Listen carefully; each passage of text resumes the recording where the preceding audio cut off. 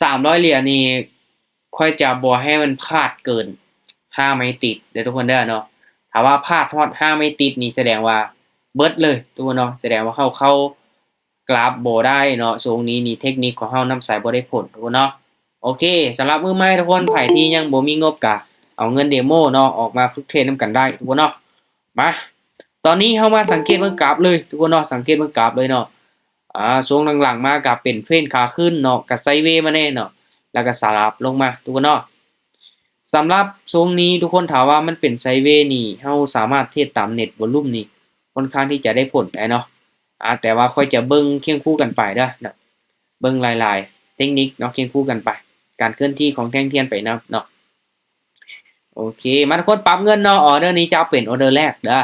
ออเดอร์นี้จะเป็นออเดอร์แรกของก้อยเนาะอ่าแรกนี่ไป10%ของต้นทุนเลยเนาะโอเคทุกคนเนาะมาสังเกตเบิ่งออเดอร์นี้เด้อเนาะมาสังเกตเบิ่งออเดอร์นี้อืแห่งซื้อหลายเนาะโอเคทุกคนเนาะออเดอร์นี้เด้อค่อยตามขายเด้อตามขายมาออเดอร์แรกค่อยขายลงมาทุกคนเนาะ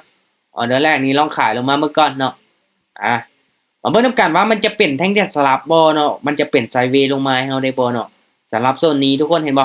ค่อยสังเกตเห็นว่าเนาะเส้นเน็ตวอลุ่มนี้ซีขึ้นเนาะค่อยก็เลยขายและ2เส้นตัวนี้เนาะยังขนานกันเนาะยังติดแปะกันเนาะมันมีโอกาสที่จะเป็นไซด์เวย์เนาะเป็นแท่งเดียวสลับได้ทุกคนเนาะออเดอร์นี้ค่อยก็เลยจัดขายลงมาทุกคนเนาะตามเซลล์ลงมาเลยเนาะอ่านิ่งแดงไว้ลูกงามๆออเดอร์เดียวโอเคสวยออเดอร์แรกวินไปเนาะสบายดีทีมงานที่เข้ามาใหม่เด้ออยู่ในกราฟของดอทคอยเด้อทุกคนเด้อเนาะกราฟของดอทคอยมาปรับเงินไปต่อเนาะปรับเงินไปต่อการเดินเงินนี่ก็สำคัญทุกคนเนาะสบายดีทุกคนสบายดีทีมงานที่เข้ามาใหม่เนาะโอเคทุกคนเนาะออเดอร์นี้มาออเดอร์นี้เด้อทุกคนเด้อโอเคขายอีกขายอีกก้อนขายอีกก้อนขายเด้อ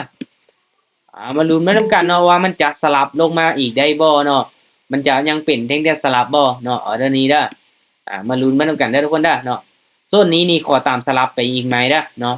เพราะว่าตอนนี้เฮากะสังเกตเห็นว่ามันเป็นเท่งแต่สลับอยู่เนาะจนกว่ามันจะเปลี่ยนเนาะจนกว่ามันจะเปลี่ยนเด้อเนาะโอเคโอ้โหขึ้นไปแล้วออเดอร์นี้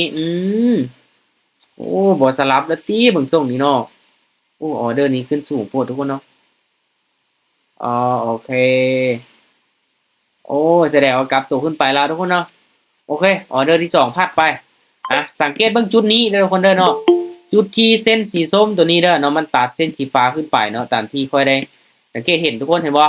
ถ้าว่าเส้นมันตัดขึ้นนี่เฮาตามซื้อเลยเนาะเห็นบ่ออเดอร์นี้เนาะเสียดายเนาะออเดอร์นี้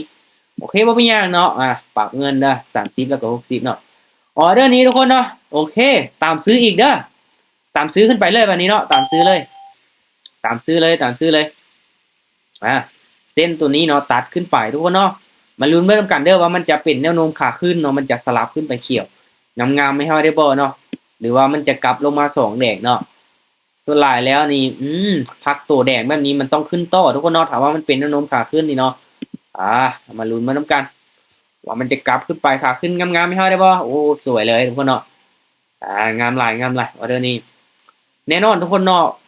สำหรับเทคนิคการเทรดมันก็บ่มีหยังยากได้เนาะคนนำไซส์2เส้นตัวนี้เนาะทุกคนเนาะ2เส้น moving average double ตัวนี้เห็นบ่ถ้าว่าเส้นมันตัดลงมาเนาะเฮาตามขายเนาะวินแล้วก็พักเนาะมื้อนึงเนาะเห็นบ่มันตัดกันหลายรอบเด้มันตัดขึ้นเฮาตามซื้อวินเท่ากับพักเนาะมันตัดกันลงเฮาตามขายวินเท่ากับพักเนาะไผที่มักรอจังหวะทุกคนเนาะมีกำไรแน่นอนเนาะโอเคทุกคนออเดอร์นี้เด้อตามซื้ออีกจัดตามซื้อขึ้นไปอีกเนาะตามซื้อขึ้นไปอีกสังเกตเบิ่งเด้อเนาะมันก็เป็นแท่งเทียนสลับอยู่นะเห็นบ่เป็นแท่งเทียนสลับขึ้นไปอยู่เนาะเฮาก็ตามสลับขึ้นไปก่อนเด้อทุกคนเด้อเนาะแต่ว่าเส้นตัวนี้นี่ห่างออกจากกันน้อยนึงเนาะบ่ค่อยงามเด้อทุกคนเด้อมันห่างออกจากกันแบบนี้นี่บ่ค่อยงามเนาะเพราะว่ามันอาจจะกลับลงมาได้เนาะโอ้โหแหม่นอีหลีเนาะให้มันตัดนี่มันต้องอยู่ใกล้กันได้ทุกคนเนาะโอ้ยออเดอร์นี้บ่สลับเนาะทุกคนเนาะ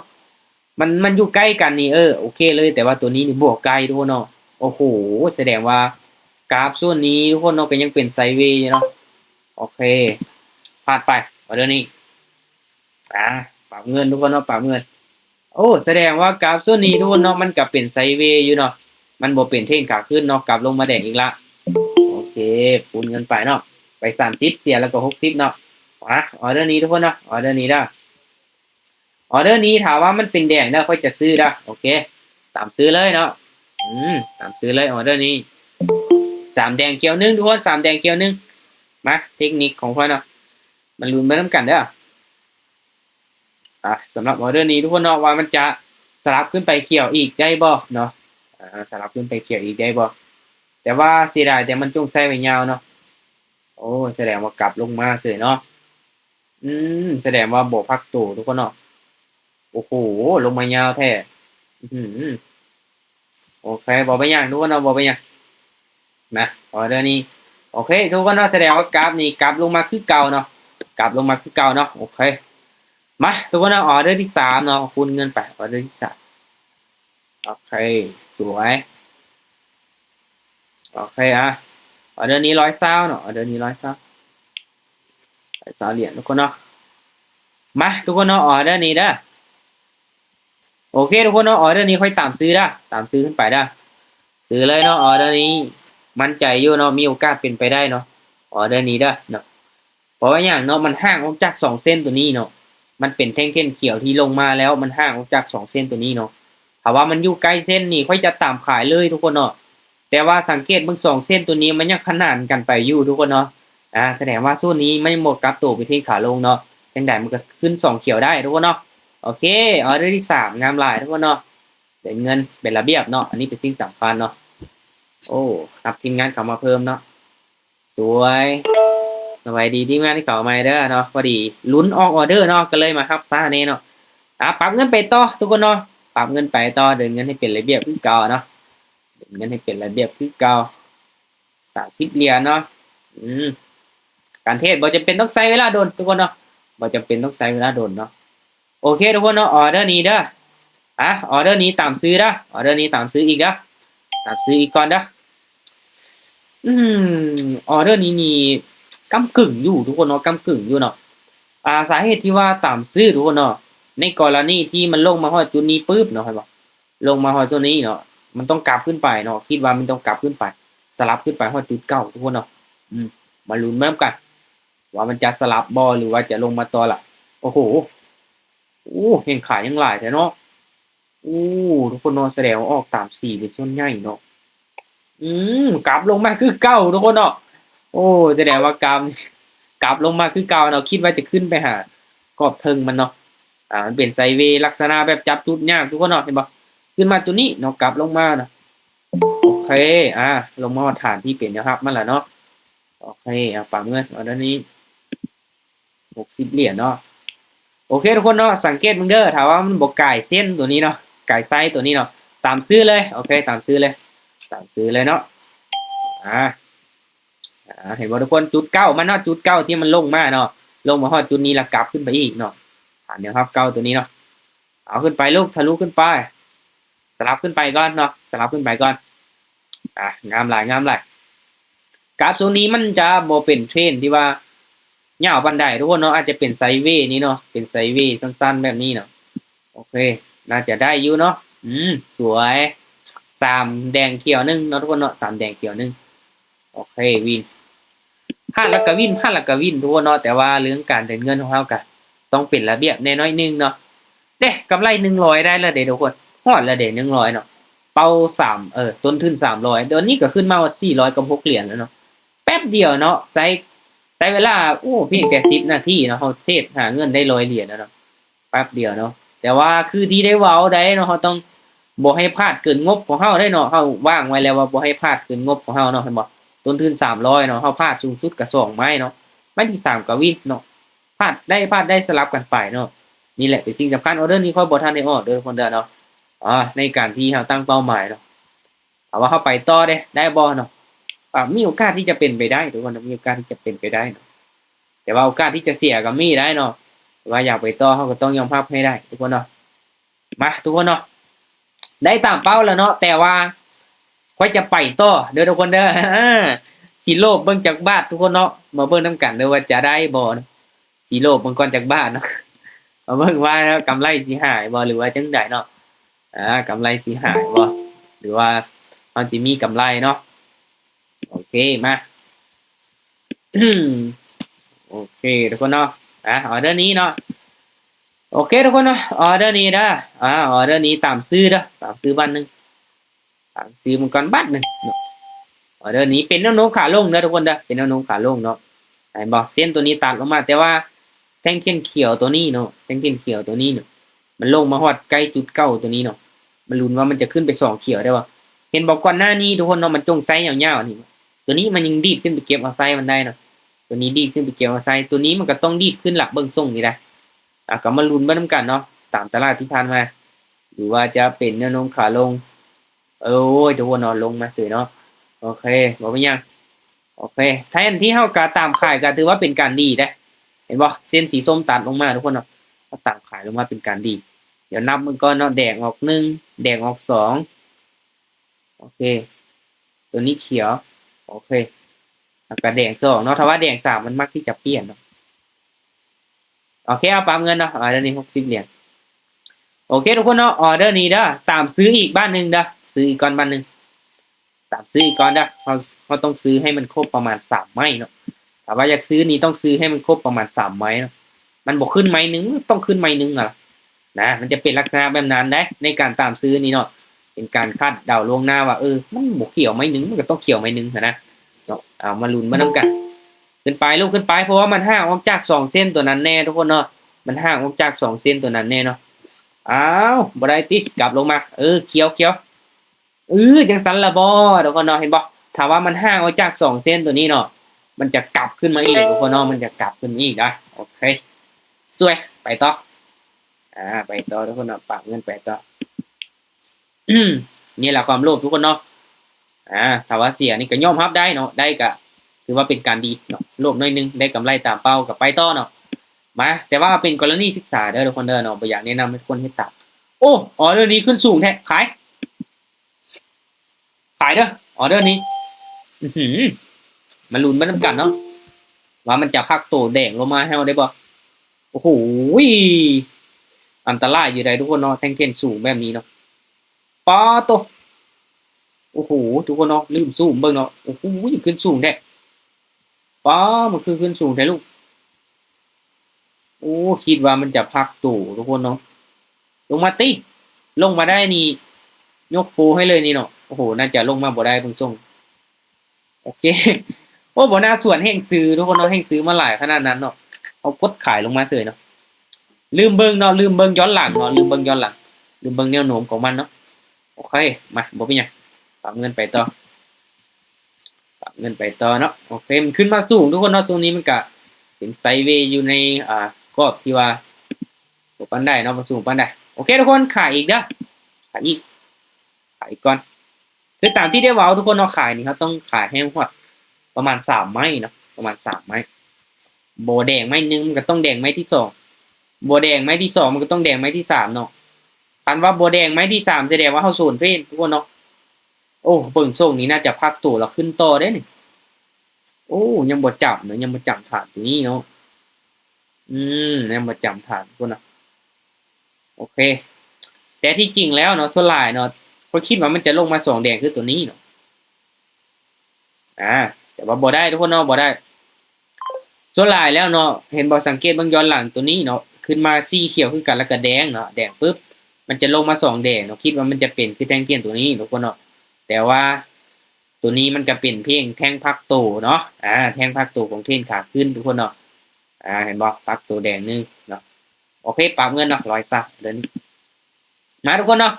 ขายเด้อตามที่ได้เว้าเนาะถ้าว่าขายนี่ต้องขายให้มันฮอด3ไม้นะขายให้ฮอด3ไม้เนาะบ่ลงแดงไม้ที่1มันต้องลงแดงไม้ที่2ถ้าว่าบ่ลงแดงไม้ที่2มันต้องลงไม้ที่3คันว่าบ่ลงแดงไม้ที่3แสดงว่าเฮาสวนเฟ้นเนาะ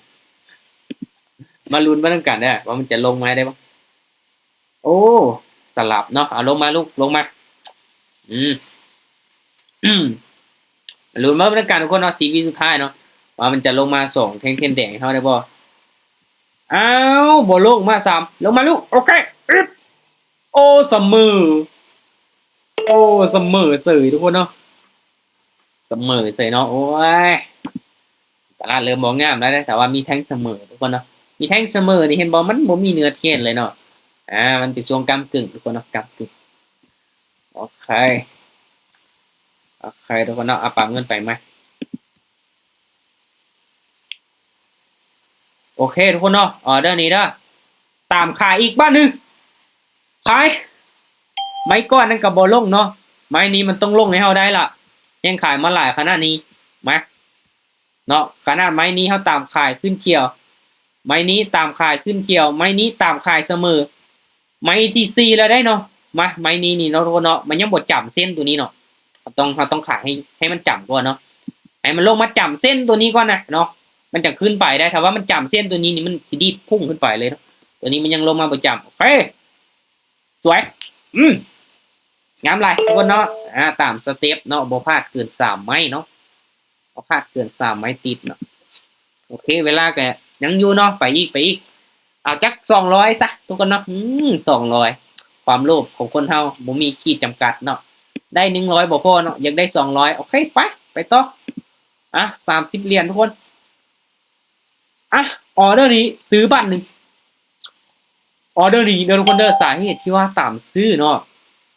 เส้นสีส้มตัวนี้เนาะเห็นบอกมันเริ่มตัดเส้นสีฟ้าขึ้นไปเนาะเพราะว่ามันเกิดมา2 แดงมีโอกาสที่จะขึ้นไป2 เขียวได้ทุกคนเนาะออเดอร์นี้ตัดสินใจบายขึ้นไปยังมั่นใจ30 เหรียญเนาะตามสเต็ปคือการเดินเงินการคูณเงินขึ้นไปเนาะแต่ว่าวินเท่ากับกำมาเดินเสมอเนาะนี่แหละทุกคนเนาะโอ้โหสวยการวิเคราะห์กราฟทุกคนบอกจำเป็นต้องซีเรียสหลายซีเรียสหลายบางคนโอ้จริงจังเอาจังซีเอาไปเอามาวิเคราะห์บ่ได้ซ้ำทุกคนเนาะเติมเหรียญให้แน่ยังบ่ทันเลยไม่ได้ในจานตัวนี้โอ้ถามว่าอยากเทศน้ำข้อนี้ต้องเติมก้อนเนาะประมาณจัก10 นาทีเนาะถ้าว่าเปิดมีติ้งนี่บ่ว่างเติมให้ทุกคนเนาะโอเคมาปั๊มเงินไปต่อทุกคนเนาะถามว่าออเดอร์นี้ลงมาแดงเดี๋ยวค่อยจะซื้อเด้อโอเคเอาซื้อลองเบิ่งเด้อทุกคนเด้อออเดอร์นี้มันบ่ลงมากเว้ยแต่ว่ามีโอกาสขึ้นไปสีเขียวได้นะสังเกตเบิ่งเส้นตัวนี้เนาะมันยังงอกขึ้นไปทุกคนเนาะมันยังงอกขึ้นไปแต่ว่า3เขียวนี้ส่วนหลายเขามักขายเนาะ3เขียวแดง1เด้3เขียวแดง1ตัวนี้มันต้องเป็นสีเขียวมันยังจงไซไว้อยู่ทุกคนเนาะมันต้องเขียวน้อยเนาะบ่เขียวน้อยกับแดงน้อยนี่แหละเบิ่งทรงนี่ได้ต้องเขียวน้อยจังซี่ล่ะบ่สีโอ้ยงามเลยทุกคนงามเลยออเดอร์นี้อ้าวโอ้เจ้ยกำลังยองปะบ่ได้ตีนกำลังยองว่างามทุกคนเนาะหายแวบเลยโอ้ย1 วิสุดท้ายป้าตะเฮ็ดกันคัดโพดเนาะบ่น่ายองเลยเนาะมันบ่มักยองเอ้าไปต่อออเดอร์นี้ทุกคนเนาะออเดอร์นี้โอเคเอาซื้ออีกบ้านนึงบอกซื้อโอ้โหลงมาแดงด้วยเนาะหลังจากที่กดซื้อไปเนาะมันติดลงมาแดงเลยเนาะมาออเดอร์นี้นี่มันต้องขึ้นเขียวต่อละถ้าว่ามันลงมาพักตัว2 แดงแบบนี้ได้ดูกันเนาะลงมาพักตัว2 แดงเนาะโอเคงามหลายทุกคนเนาะงามหลายเป็นแนวโน้มขาขึ้นเนาะเฮากาตามเทรนขึ้นไปทุกคนเนาะเฮ้ยบอกว่าลงมานี่บอกเลยทุกคนเนาะค่อยปิดมิทติ้งเลยค่อยงอนเลยเนาะค่อยบอกเทศเลยโอเค4 3 2 1เคยมีได้เนาะว่าครูมันว่าจะปิดมิทติ้งทุกคนเนาะมันดีดลงมาวีสุดท้ายเนาะโอเคทุกคนเนาะกำไรมา213 เหรียญเนาะเพราะละเนาะโลภหลายบ่เอาเนาะเห็นบ่ตั้งเป้าไว้100สุดท้ายได้200เนาะเพราะว่าตลาดงามได้เฮากับวิเคราะห์ได้เนาะเฮาบ่พลาดเกินงบเนาะค่อยพลาดเพียงแต่2 ไม้ติดเท่านั้นเนาะไม้ที่3ก็กำมาวินเนาะครับทุกคนเนาะอัตราการชนะสูงอยู่ได้กำไรมาเท่าไหร่ลูก470 เหรียญเนาะสวยเลยรอบนี้กับบวกมา213 เหรียญเนาะทุกคนเนาะตุนขึ้น300เนาะกำไรกับ200ปลายพุ่นได้เนาะโอเคเวลากับพอดีเลยทุกคนเนาะสำหรับรอบนี้โอ้ทีมงานกะถึงยอดหลายเนาะบ่ผิดหวังทุกคนบ่ผิดหวังมื้อนี้กำไรเก่าเบิดแล้วบ่ทุกคนมีหยังถามก็เปิดไมค์ถามได้เนาะเวลายังอยู่เนาะพิมพ์มาเนาะใครเข้ามาศึกษากับพิมพ์มาศึกษาก็ได้ทุกคนเนาะมีไผเทศนำบ่กันว่าเทศนำนี่คือที่เว้าทุกคนเนาะต้องเดินเงินเนาะต้องบริหารเงินให้มันได้ประมาณ4 ไม้เนาะแต่ว่าเฮาบ่พลาดเกิน4 ไม้เฮาก็มีกำไรเนาะแต่ว่ามื้อนี้ก็คือเว้าทุกคนเนาะกะวันเสาร์เนาะหลายๆคนเนาะเปิดมีตติ้งก็